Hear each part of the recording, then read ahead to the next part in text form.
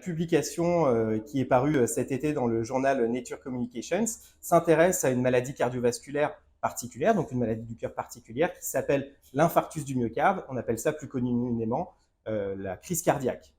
Dans cette publication, et comme on le sait depuis un certain temps, on a démontré que des cellules inflammatoires qui circulent dans le sang peuvent aider à réparer le cœur. Donc c'est un travail collaboratif qui a aussi constitué à des travaux de thèse du docteur Julie Rondeau, qui a soutenu récemment sa thèse,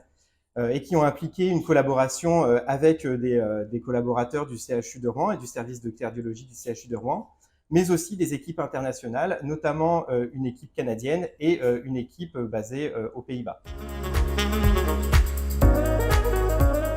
Nous avons démontré qu'une enzyme qui est présente dans des cellules inflammatoires qui circulent naturellement dans le sang est responsable du choix de ces cellules inflammatoires pour soit induire de l'inflammation, soit réparer le cœur.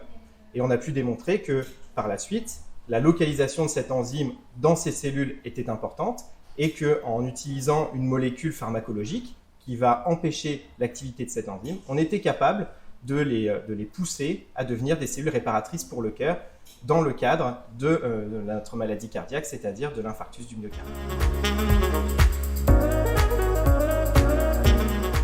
Déjà, personnellement, c'est une grande fierté d'avoir réussi à publier dans un journal aussi prestigieux